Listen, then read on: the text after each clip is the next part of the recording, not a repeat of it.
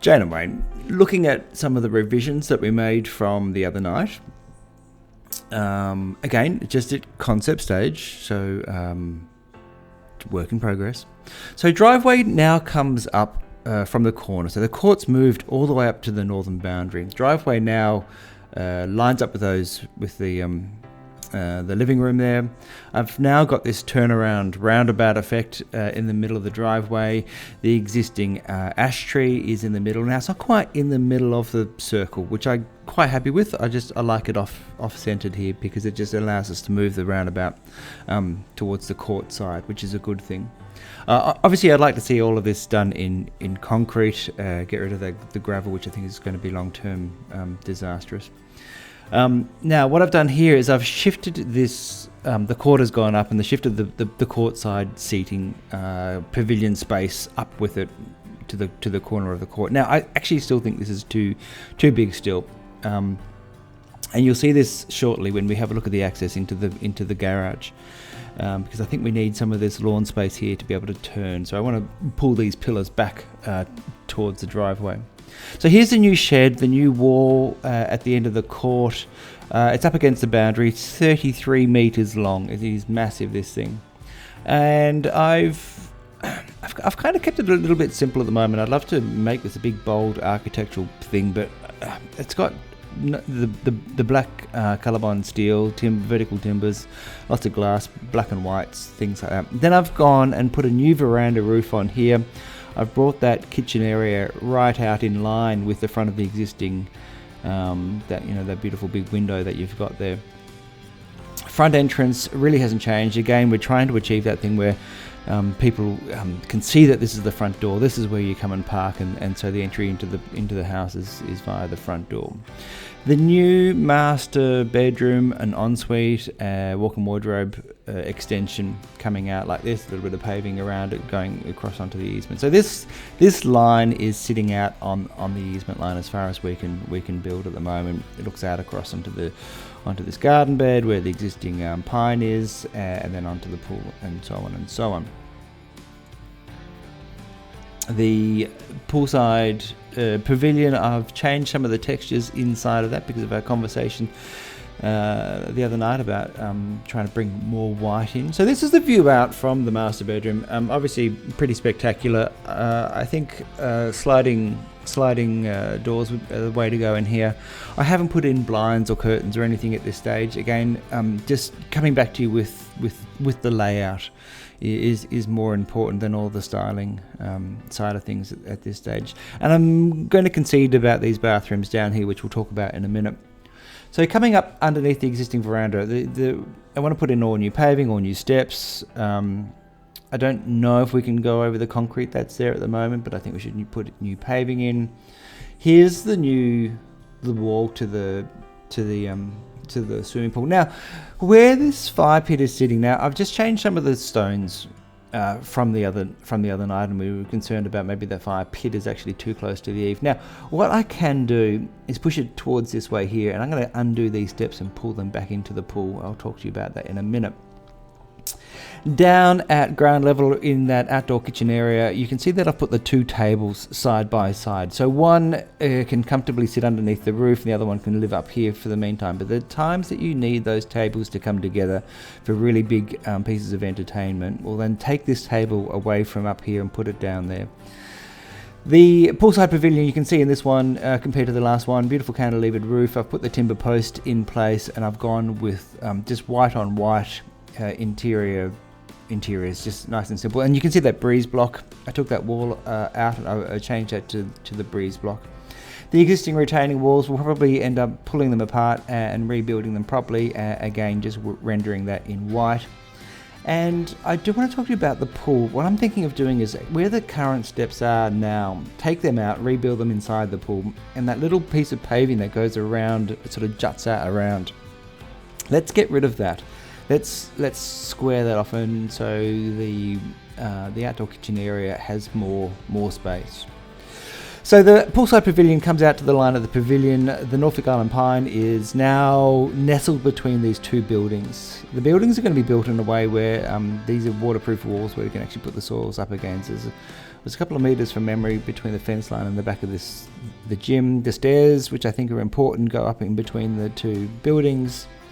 And coming out of the new shed, I want to get these levels right. So the shed's actually dug down, but we've obviously got to get it back up to natural ground level. So you can see where the mower's sitting. I've just sort of sloped that ground down here. This is the new veranda that comes from, there's a door at the end of the shed, so you can park undercover, you can come out through that door, walk undercover back to the house and enter through sliding doors in this new kitchen seating space. So this little kitchen space here, where you can see that little timber table, is going to get all that beautiful afternoon light, and particularly in winter, there's loads of afternoon sunlight coming through in here, and of course the same in summer, but we can compensate with that with blinds and things. So these are the new doors underneath this cathedral ceiling. I'm not sure about the double-sided fireplace. Let's talk about that. But I've taken the walls out on either side. We talked about the need for that massive beam to go in. That's going to be a big structure by pulling that wall back. But I think we all agree that opening these rooms up to join together is going to be a good thing.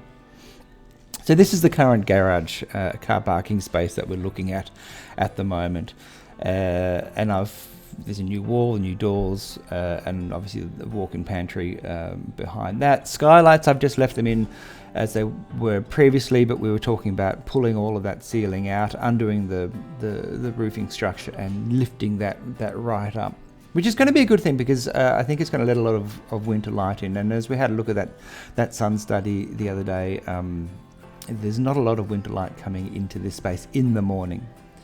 These views out from these doors. So the idea is that these can be sliders and open right up.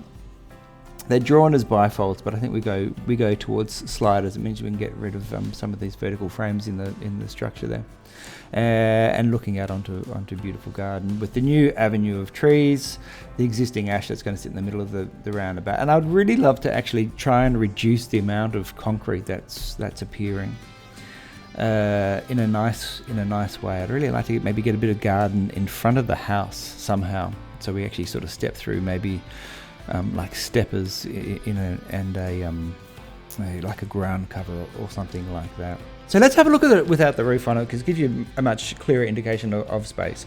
So you can see this driveway coming into this left-hand door here. It's going to be an awkward wiggle to get vehicles in here. So these vehicles down the side maybe are cars that don't go in and out all that often, and really the right hand side is what's used for the daily in and out. I probably will have to reduce the size of that courtside pavilion. Need a roller door at the end here. We've got to be able to get the mowers through and then back up onto the natural ground levels. The current gymnasium is now going to be put back into a carport. I want to see if we can get these levels down so we can get more clearance in that door. The laundry with the island bench there. Still lots of configuration options we can look at. Toilet, shower, steps, and then I've got this wedge-shaped thing, which is the gym, which is going to come in at the same floor level as the laundry. Outdoor kitchen, and so walking through from the new carport, I'm going to go into this little walk-in pantry. Now I can open up the other end here where this window is. This window is just left over from the previous drawings, but I really want to give you an indication of space here. So it's not overly generous, but I think it's going to be okay. So those shelves are 350 wide, and I've given you a meter's worth of space in front of that. New kitchen. Exact final location of that the island bench there, we can chat about. This is the new wall, the new toilet going into this end of the house. The kitchen has now been turned into quite a tight bedroom.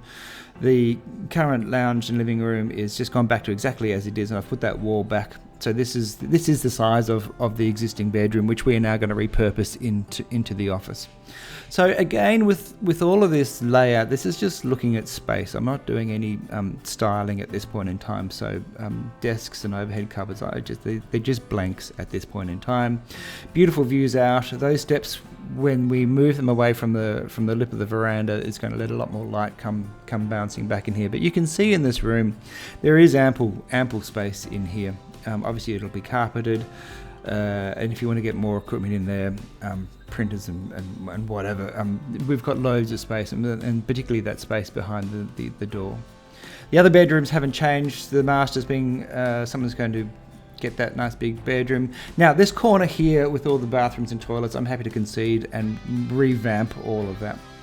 In the meantime, what I've done is I'm going to continue on with having the kids' bathroom as part of the new extension, but this can come back up to the master bedroom floor level, and you can have all of this back as part of the master bedroom, and we just reconfigure all of this. Master ensuite, and I've put a couple of people in there, which is a bit weird, I know, but I just wanted to make sure that you can see the space. So shower space, basin space, toilet and bath, just to give you a really good concept of space just in here. The walk-in wardrobe, you could have access from this end, from the bedroom. I've brought that wall all the way down, but we can have it accessible from both ends. The compromise is just going to be a little bit of length in one side of the hanging space and drawer space and things like that. But putting the people in there gives you a good idea of what that looks like. So the shelving is about 600mm on either side. There's a metre of space in the middle there. And then the master bedroom, beautiful long master bedroom. The space between the end of the bed and the windows has obviously been compromised because of moving this wall out to allow for the wardrobe. There's the flip down TV. And views out, and morning light will come pouring in here. Again, I haven't put in blinds, haven't put in curtains or anything like that. They come secondary, but you're obviously going to need a little bit of, put in blinds to either have it for privacy or for blocking out light, that kind of thing. You'll be looking straight underneath that Norfolk Island pine. The foliage of that thing is way up. So this is where we are at this stage. I think there's a little bit more work to do, but I would like you guys to do some thinking and see how you're feeling about this current layout.